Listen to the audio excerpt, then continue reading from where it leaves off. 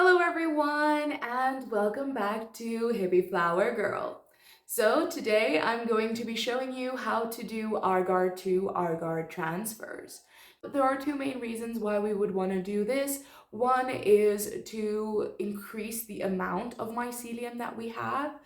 Two is to select the strongest genetics and clean up the petri dish if you have any contaminations or stuff like that. So without further ado, let's get into the video. First, let's prepare our still air box. So you are going to need your still air box, your paper towels, some rubbing alcohol, and gloves. So I put a spray attachment on my rubbing alcohol bottle just because it's easier to work with and then you don't have to worry about messing rubbing alcohol when you are soaking your paper towels. The spray attachment doesn't fit though. So first I will spray a paper towel and then wipe down my still air box. It's important to get into the corners and the edges just so that you can make sure it's completely clean. After that, I will lay down some paper towels and then I will spray it with my rubbing alcohol to completely soak it. And then once I've done that, I will put my still air box on top of the paper towels to learn how to sterilize the petri dishes and how to make the light malt extract agar. Please check out the video above. So once you've sterilized your petri dishes and your agar, you can put them into the still air box. I'm going to put on some gloves over here, and then I'm going to remove the foil off of the agar bottle. I'm going to use a paper towel that has been soaked in rubbing alcohol to wipe down the bottle. I'm going to make sure that I get into the crevice just below the lid. After that, I'm going to remove the foil of the petri dishes.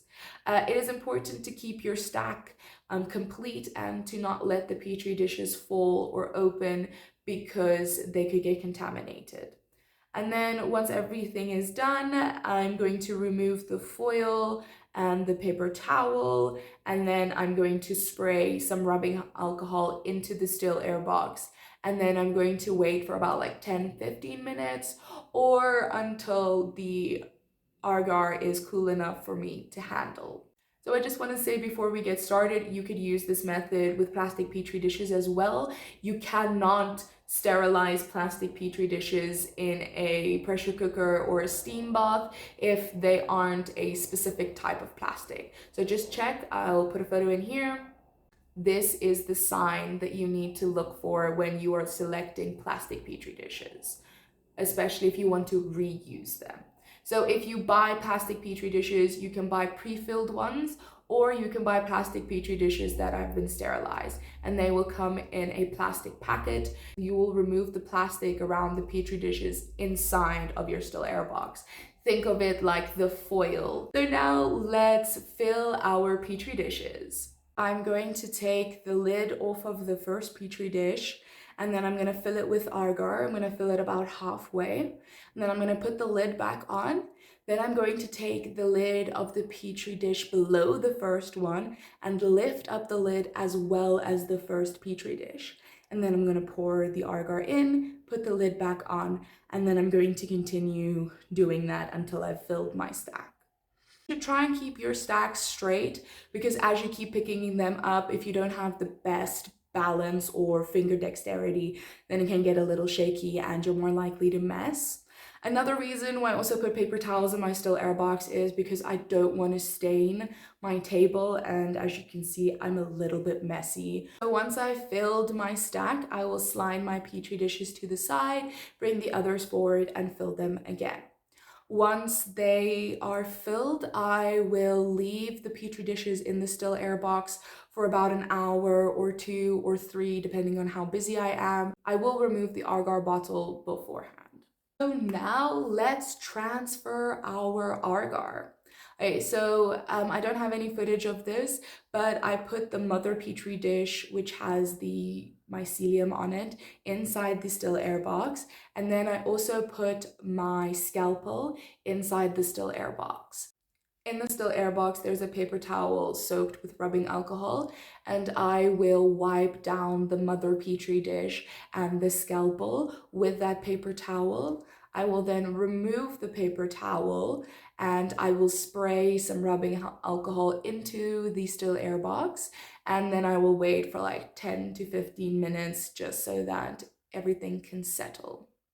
Okay, now I'm going to start. So I will remove the parafilm off of the mother Petri dish, and then I'm going to use my scalpel and I'm going to cut into the mycelium. So you'll see that my cuts are very big. It's better to make them smaller. I just didn't care at this point. I think I was very tired from my day, so I just went into it. It's good to wipe down the scalpel after each transfer, so make sure that you have a paper towel soaked in rubbing alcohol inside of your still air box. So I'm going to take a piece and then I'm going to transfer it onto my clean Petri dish.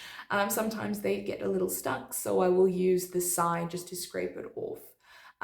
So you will see that sometimes I drop a transfer. These ones I don't use, but if I put the transfer onto the Petri dish and it is maybe the wrong side or it is in the wrong position, then I'll move it. So I'm just going to keep transferring it until I have filled all the Petri dishes that I want to. You can do it two ways. You have to put on the parafilm. So you can either put the parafilm on while the Petri dishes are still in the still air box, or you can take off the still air box and then put the parafilm on, but just be sure that you don't accidentally open a Petri dish or anything like that. I prefer to take off the still air box and then seal it up with the parafilm because I have to stand in a very awkward position in order to get my hands into the still air box and it makes my back hurt. So by this time, I just want to get it over and done with. So I just take it off and I don't really have any contaminations. Let me show you the results that I had with this transfer. So all of my Petri dishes that I did inoculate took. So yeah, let's get started. So let's look at the two worst ones. So first we have this one. Is it focusing? So this one, the agar didn't set properly because of the light malt extract. Because I'm using the liquid light malt extract, I can't use the first 6 Petri dishes that I fill because they just don't set. And I don't really know why. I thought maybe I should shake the bottle a bit, and I did shake it a bit, but not enough. So next time I'll shake it more. If you're using the powdered light malt extract, this isn't a problem. I just bought the wrong thing. So this one, let's look. It's not bad. It's just very thin, so I don't know if you can see, but the agar, I ran out of agar, so it's very thin. So yeah. We did get one contamination, but that was due to the fact that if you look over here, I don't know if you can see it, but you'll see that the parafilm didn't completely seal up. So stuff got into it. So it got a little brown. So I'm not going to be using this one. Not the most impressive growth, but not bad. You know, I might use this one. So it's already, yeah, it's a little fluffy. Yeah, these ones they're all right, you know. So, and then I have 4 ones that I actually think did really well. So we have this one. So you'll see that they're kind of little rings around here. So the reason for this is it is kind of spring here. So the temperature fluctuated a lot while this was colonizing. So these little rings are just caused by inconsistent temperature. So if you have this, don't be alarmed. If I were to take transfers in order to choose the strongest mycelium, then I'll probably take transfers like here and there and there. So what you're looking for is rhizomorphic growth. So over here is a picture of one of my previous Petri dishes that have good rhizomorphic growth. some strains of mushrooms might not produce rhizomorphic growth, so it's also just a good idea to research that. But you want rhizomorphic growth because it's stronger and it is faster. So here I have this type of growth, which I can't pronounce and I'm not going to try. So yeah, some here as well. And then this. So all in all, I think it was pretty successful. So if you want to know how to transfer these agar pieces into grains, you can check out the video. It shows you how to prepare your brown rice jars and inoculate them. That's the end of the video. If you enjoyed this video, please give it a thumbs up. If you have anything to say or ask, please comment it down below. And if you're not subscribed yet, please subscribe to my channel. And I'll see you guys next time. Thank you so much. Bye.